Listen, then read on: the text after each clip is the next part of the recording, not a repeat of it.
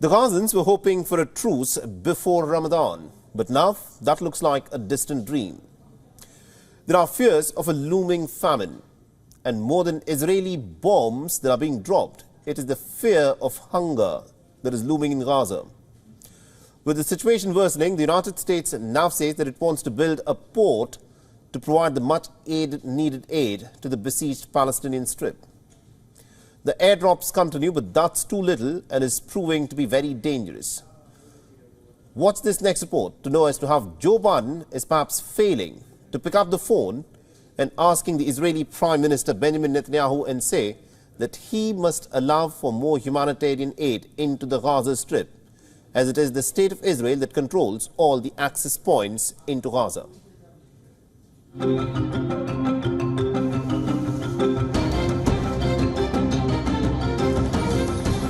The smoldering ruins of Gaza. The cries of the injured. The desperate pleas for help. Yet the response from the West is of hypocrisy. Airdropping aid to the besieged Strip, and now calls for building a port to deliver aid. Gestures that are seemingly due to political expediency rather than genuine concern. So what I'm trying to understand is, why is the United States providing bombs and ammunition and financial support to a government that has stated its intent to starve civilians, and then use these methods, and so giving Israel no restraint, no substantive constraint on money and weapons. For months, Israel has rained bombs on Gaza, vowing to eliminate Hamas, which launched a terror attack on October 7th. But on the ground, it is inflicting a devastating humanitarian crisis. More than 30,000 Palestinians have been killed, most of whom are not Hamas. Thousands and thousands of innocents, women and children, girls and boys, also orphaned. Nearly 2 million more Palestinians under bombardment or displacement. Homes destroyed, neighborhoods in rubble, cities in ruin. Families without food, water, medicine. It's heartbreaking. The initial response from the West? Airdropping aid.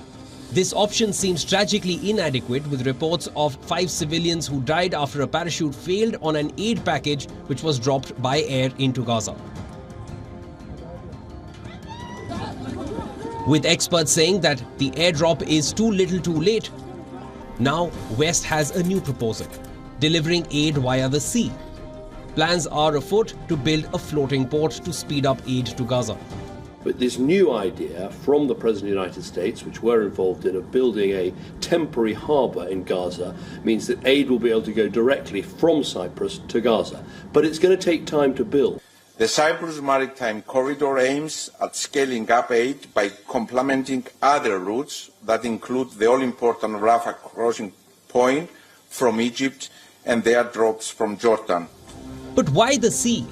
Well, because Israel isn't allowing adequate aid into Gaza. Land crossings, the most efficient way to deliver aid, remain choked by Israeli restrictions. Rafah, the sole crossing point on the border with Egypt, is tightly controlled by Israel, while Kerem Shalom, the main passage for goods, operates at a fraction of its capacity. The US president had a hot mic moment expressing mounting frustration with Netanyahu. I told him, baby, show me pieces. With ceasefire talks in limbo and with bombing continuing, hope on the horizon is fading. Now it's not just Israeli bombs that are killing people in war-ravaged Gaza. Some are dying of hunger. Bureau Report, WION World is One. WION is now available in your country. Download the app now and get all the news on the move.